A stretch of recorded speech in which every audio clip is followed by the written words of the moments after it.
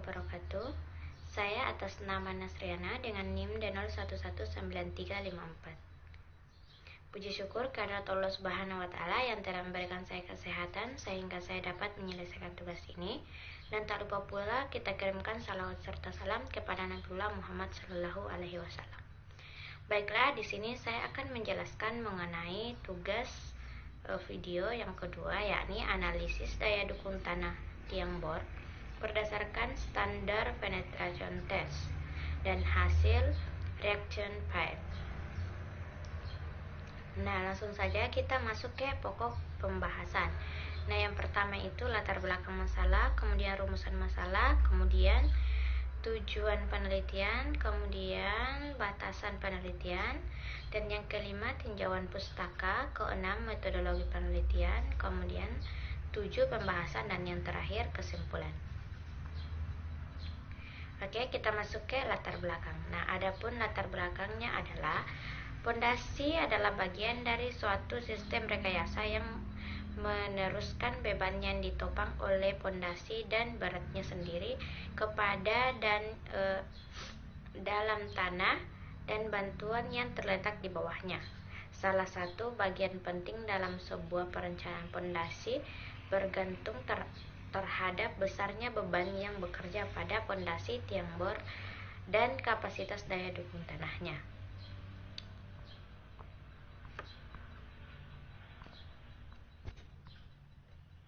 Nah, kemudian rumusan masalah. Nah, rumusan masalahnya ada 2. Yang pertama, berapa daya dukung pondasi berberat file berdasarkan hasil uji standar penetration. Kemudian yang kedua, bagaimana perbandingan hasil uji standar penetration dan hasil daya dukung berdasarkan reaction file.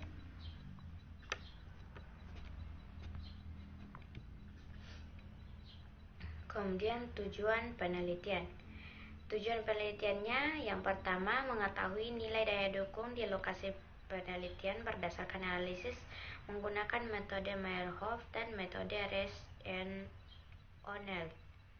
Kemudian yang kedua membandingkan nilai daya dukung berdasarkan standar penetration test dan reaction file.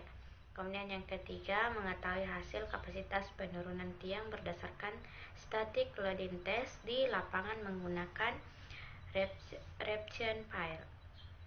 Kemudian adapun batasan penelitiannya yaitu yang pertama analisis kapasitas daya dukung tanah secara rumus statis dihitung dengan menggunakan metode Meyerhof dan metode Resch and O'Neill. Kemudian yang kedua, penulis tidak membahas perencanaan desain fondasi dalam penulisan proposal skripsi. Kemudian yang ketiga, hanya ditinjau buat tiang bor file tunggal. Kemudian yang keempat, hanya ditinjau untuk board file tegak lurus. Yang kelima, tidak meninjau akibat horizontal terhadap board file tunggal. Yang keenam, hanya ditinjau untuk beban aksial atau vertikal terhadap pondasi board file. Kemudian yang terakhir, lokasi penelitian yang ditinjau pondasi board file khususnya pada pembangunan Hotel Santika Sukabumi. Tinjauan pustaka. Adapun tinjauan pustakanya yakni yang pertama pondasi board file, yang kedua penyelidikan lapangan dengan standar uji penetrasi, kemudian yang ketiga kegunaan standar penetrasi test, yang keempat metode perhitungan daya dukung. Nah, metode ini terbagi menjadi beberapa jenis yakni metode standar penetration test dan yang kedua metode reaction file.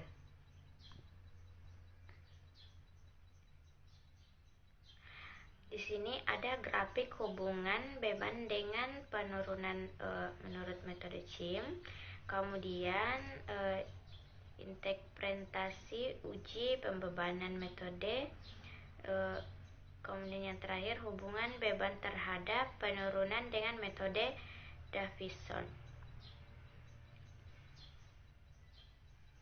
Adapun metodologi penelitiannya yaitu yang pertama ya sudah jelasnya ya dimulai. Kemudian pengumpulan data, kemudian dari pengumpulan data kita mengambil data primer, data sekunder, kemudian dianalisis, kemudian hasil, dan ya selesai.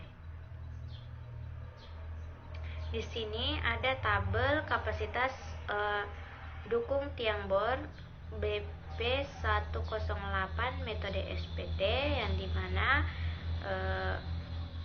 dapat dilihat pada layar dan dapat dibaca pada layar. Ada dua tabel, yakni tabel metode SPT dan tabel kapasitas daya dukung tiang bor BP108 metode Repchen file.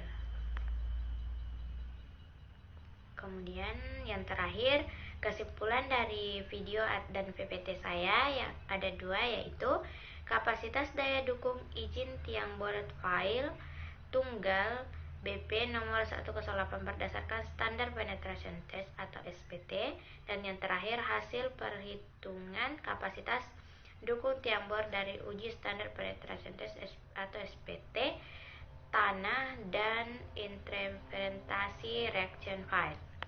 Nah, baiklah, hanya itu yang dapat saya sampaikan dan saya jelaskan pada video kedua saya.